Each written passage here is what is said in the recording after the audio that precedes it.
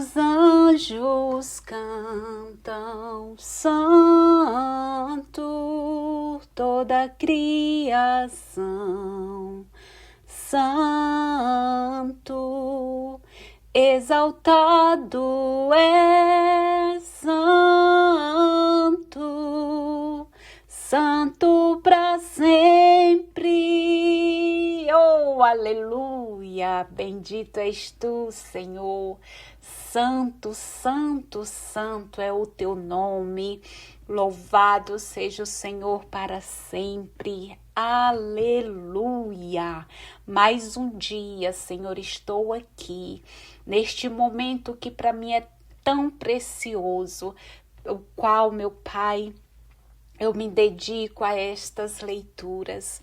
Pai, eu consagro este momento ao Senhor, consagro a vida de cada um que estão entrando aqui neste canal, corações ensináveis, porque queremos, meu Deus, ter um coração aberto para te receber com alegria, Senhor.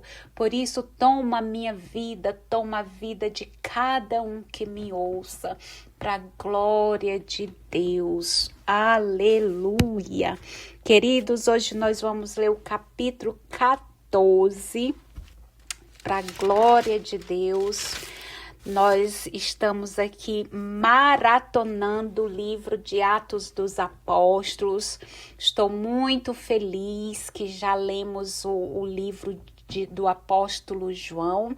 Se você não ouviu, eu creio que é uma ótima oportunidade você ter a Bíblia em áudio, lida por uma pessoa real, e meditar e contemplar essa grandeza desse presente lindo que Deus deixou para nós, que foi a sua palavra escrita.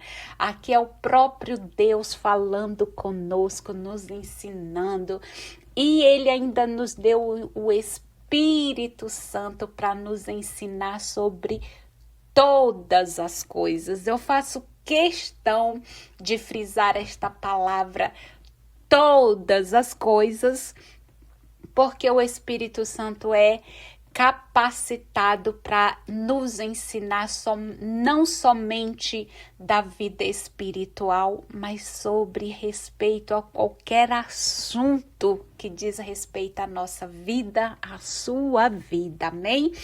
Mas sem mais delonga, muito bem-vindo mais um dia aqui para a glória de Deus. Você é muito bem-vinda, muito bem-vindo. E vamos começar então a leitura do capítulo 14 do livro do Atos dos Apóstolos, que vai nos falar sobre evangelização e perseguição. Eita Deus! E no versículo 1 diz o seguinte, queridos e queridas: em Icônio, também Paulo e Barnabé entraram na sinagoga dos judeus e falaram, de tal modo que uma grande multidão de judeus e gregos abraçou a fé. Contudo, os judeus que se negaram a acreditar incitaram os pagãos e os indispuseram contra os irmãos. Lembrando, queridos, que na leitura anterior nós já estávamos lendo, a respeito do primeiro discurso de Paulo, que refletiu a estrutura do seu ensinamento, onde ali ele comparou os estudos dele com o de Paulo, conforme está lá em Atos 10, que eu li, e ele já estava dando continuidade nessa pregação. Então, essa palavra aqui, ela é continuidade das leituras anteriores, por isso que é importante ouvir desde o começo para não se perder. Volte, escute quantas vezes você achar necessário. O importante é nós ouvirmos a palavra de Deus, e é com muita alegria que eu estou aqui lendo. Perdão que eu interrompi. Então, diz assim no versículo 1. Em Icônico, também Paulo, Icônico é uma cidade, Em Icônico, também Paulo e Barnabé entraram na sinagoga dos judeus e falaram, de tal modo que uma grande multidão de judeus e gregos abraçou a fé. Contudo, os judeus que se negaram a acreditar incitaram os pagãos e os indispuseram contra os irmãos. Apesar disso, Paulo e Barnabé permaneceram longo tempo em Icônio. Estavam cheios de coragem no Senhor, que através deles operava sinais e prodígios e confirmava assim a pregação sobre a sua graça. A população da cidade se dividiu. Uns estavam do lado dos judeus, outros do lado dos apóstolos. Pagãos e judeus, com seus chefes à frente, estavam dispostos a ultrajá-los e apedrejá-los. Ao saber disso, Paulo e Barnabé fugiram para Listra e Derbe, cidades da Licaônia e arredores, onde começaram a anunciar a boa notícia. Versículo 8. Da idolatria ao Deus vivo. Em Listra havia um homem paralítico das pernas. Era coxo de nascença e nunca tinha conseguido andar. Ele escutava o discurso de Paulo e este, fixando nele o olhar e notando que tinha fé para ser curado, disse em alta voz: levante-se direito sobre os seus pés. O homem deu um salto e começou a andar. Aleluia. Vendo o que Paulo acabara de fazer, a multidão exclamou em dialeto licaônico: os deuses desceram entre nós em forma humana. Chamaram Barnabé de Júpiter e Paulo de Mercúrio, porque era Paulo quem falava. Olha só, aqui eles estavam achando que Paulo e Barnabé eram uma espécie de Deus, não um Deus com D minúsculo, viu? Um Deus falso. Olha o que eles disseram no versículo 11. Vendo o que Paulo acabara de fazer, a multidão exclamou em dialeto lacoânico, ou seja, na língua deles, um dialeto. Eles disseram: os deuses desceram entre nós em forma humana. Chamaram Barnabé de Júpiter e Paulo de Mercúrio, porque era Paulo quem falava. Os sacerdotes de Júpiter, cujo templo ficava na entrada da cidade, levaram à porta touros ornados de grinaldas e queriam oferecer um sacrifício. Com isso concordava toda a multidão. Ao saber disso, os apóstolos Barnabé e Paulo rasgaram as vestes e foram para o meio da multidão gritando: homens, o que vocês estão fazendo? Nós também somos homens mortais como vocês. Estamos anunciando que vocês precisam deixar esses ídolos vazios e se converter ao Deus vivo que fez o céu e a terra, o mar e tudo que neles existe. Nas gerações passadas, Deus permitiu que todas as nações seguissem o próprio caminho. No entanto, Ele não deixou de dar testemunho de si mesmo através de seus benefícios. Do céu ele manda chuvas e colheitas, dando alimento e alegrando o coração de vocês.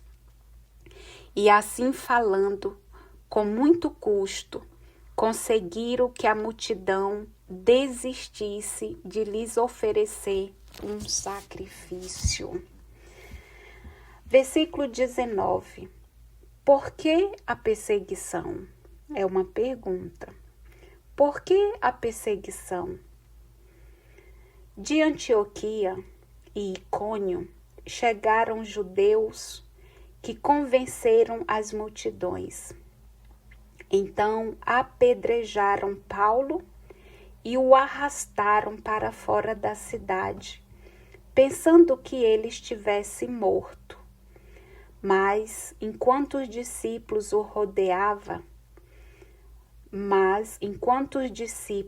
rodeavam, Paulo se levantou e entrou na cidade. No dia seguinte, partiu para Derbe com Barnabé. Depois de anunciar o evangelho nessa cidade e ganhar aí numerosos discípulos, Paulo e Barnabé voltaram para Listra, Icônio e Antioquia. Eles fortaleciam o ânimo dos discípulos, exortando-os a perseverarem na fé e dizendo-lhes que é preciso passar por muitas tribulações para entrar no reino de Deus.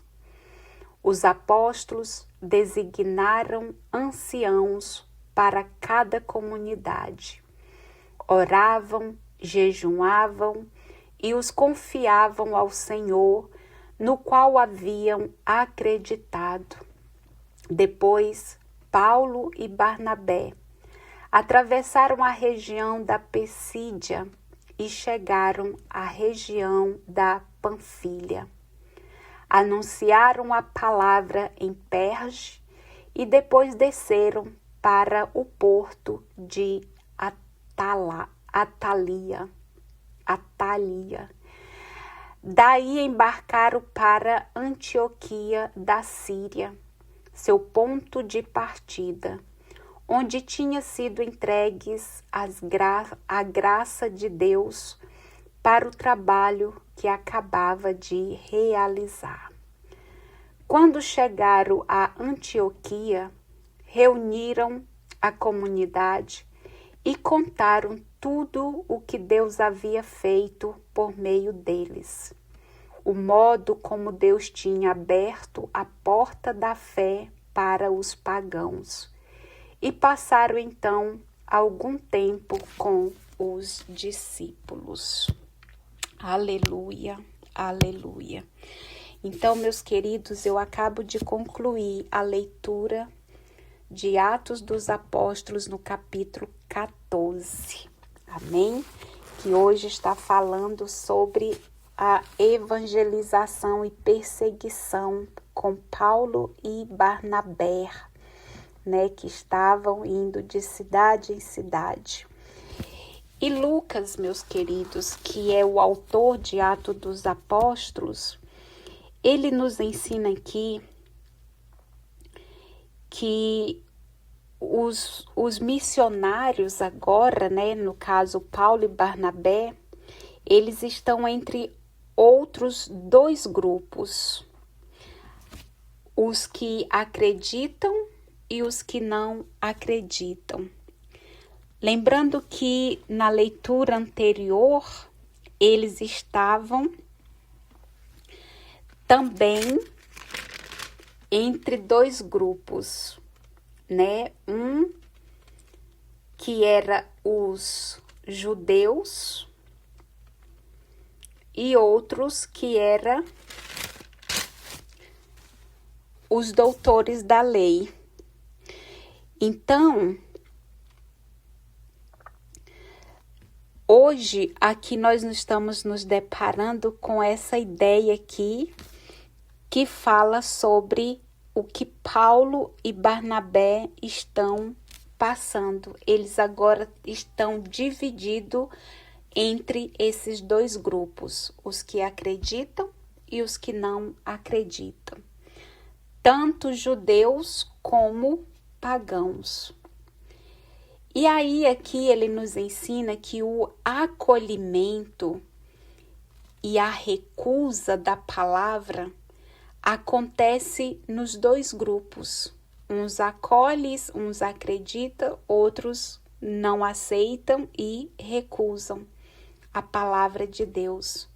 E isso acontece nesses dois grupos.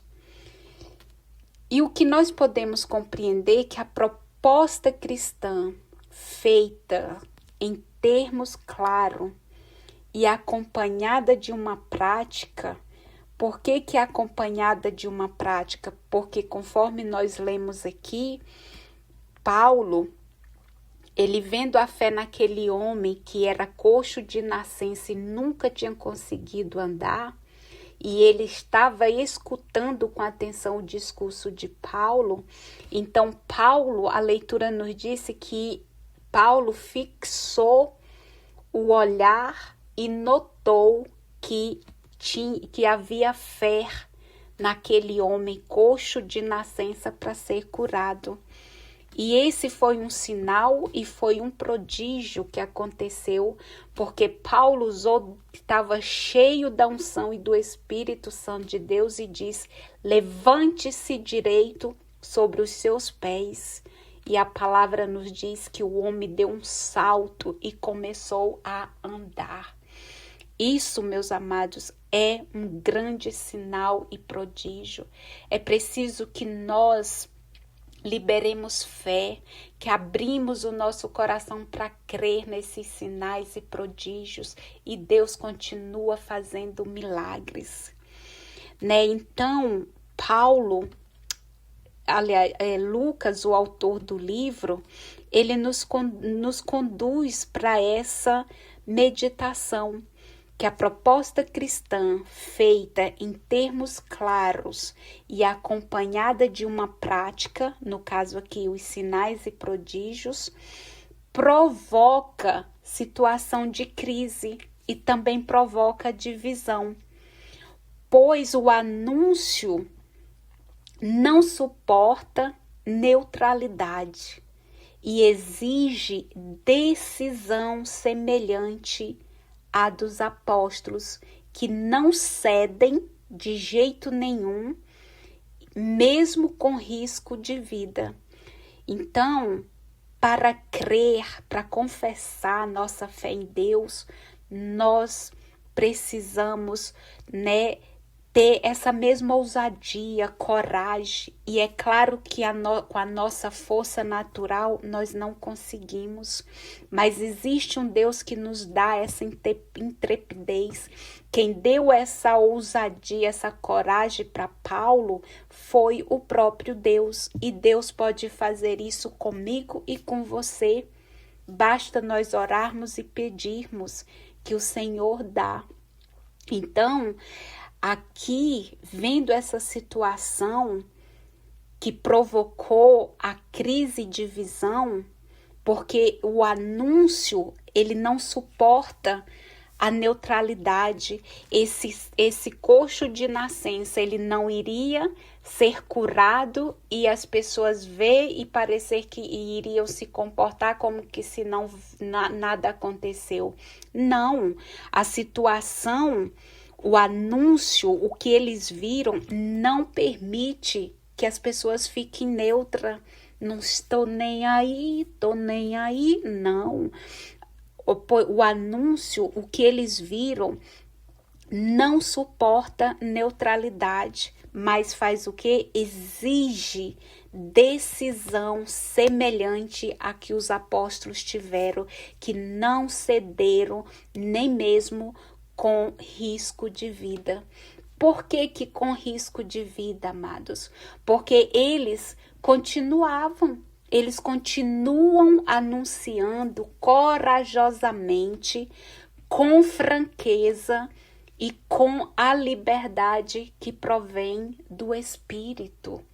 O Senhor estava com ele, o Espírito estava com ele. Então, por isso, eles continuavam anunciando corajosamente, com fidelidade, com franqueza e com liberdade, testemunhando o poder de Deus, testemunhando os ensinamentos de Jesus e que provém do Espírito.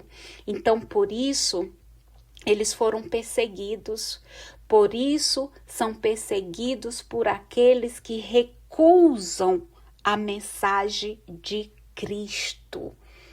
Eles são perseguidos por esses que recusam a mensagem de Cristo. Mas a leitura também no versículo 8 ao 18, quando nos mostrou aqui a respeito da idolatria ao Deus vivo, que eles aqui passaram por essa experiência de serem confundidos com os deuses daquele povo, e eles tiveram que se impor e se colocar, né? Eles se viram, né, de uma forma que o povo queriam adorar eles como um Deus. Barnabé foi chamado de Júpiter e Paulo foi chamado de Mercúrio. Então, porque eles acreditavam que Júpiter e Mercúrio que eram um tipo de Deus. Então, Lucas, o autor, ele nos dá o entendimento que o anúncio do Evangelho tem como finalidade fazer com que o homem se levante e caminhe. Essa é a finalidade do Evangelho. Por exemplo, aqui, a cura da paralisia.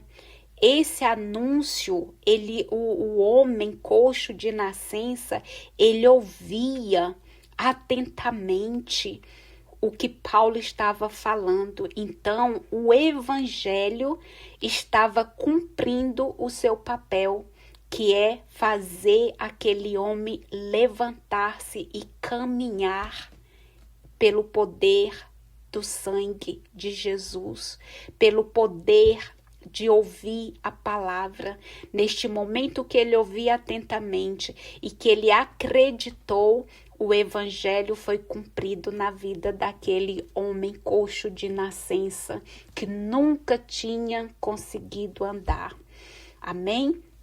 Mas aí tem os pagãos. Os pagãos não entendem o prodígio como um sinal e tomam os evangelizadores, no caso aqui Paulo e Barnabé. Os pagãos não compreendem o prodígio como sinal e querem então tornar Paulo e Barnabé como se fossem divindades, como se fosse Deus. Então, esse episódio aqui, Lucas nos ensina que esse episódio é ocasião para o anúncio fundamental em meio a uma sociedade pagã. Como assim? Que esse episódio é ocasião para o anúncio fundamental em meio a uma sociedade pagã. Porque deixar a idolatria, a absolutização de coisas e pessoas e reconhecer o único Deus vivo, o único Deus criador, que embora único, absoluto, está próximo e beneficia a todos. Esse é a ocasião para que esse anúncio fundamental em meio àquela sociedade pagã, eles passassem a acreditar, e ao acreditar, eles deixar a idolatria, deixar a absolutização de coisas e pessoas e reconhecer o Deus vivo e criador, que embora único, o nosso Deus é único, só Ele é absoluto e ele está próximo e ele beneficia a todos que acreditam. Amém? E para finalizar, amados, nós também lemos nos capítulos no versículo do 19 ao 28, a respeito aqui, né, que foi até um questionamento: por quê? Por que a perseguição? Por que tanta perseguição para o povo de Deus? E Lucas nos explica por que as comunidades cristãs, a pessoa que decide nascer de novo e confessar Jesus como seu único, suficiente Salvador, que veio em carne e sangue, confessa o seu nome. Lucas nos ensina que por que as comunidades cristãs são perseguidas. Ele explica porque o evangelho, por elas vivido e testemunhado, é o anúncio do reino. E este propõe uma libertação da idolatria que escraviza e sacrifica. Esse evangelho que por elas vivido e testemunhado torna então, amado, o anúncio do reino de Deus. E este então propõe uma liberdade.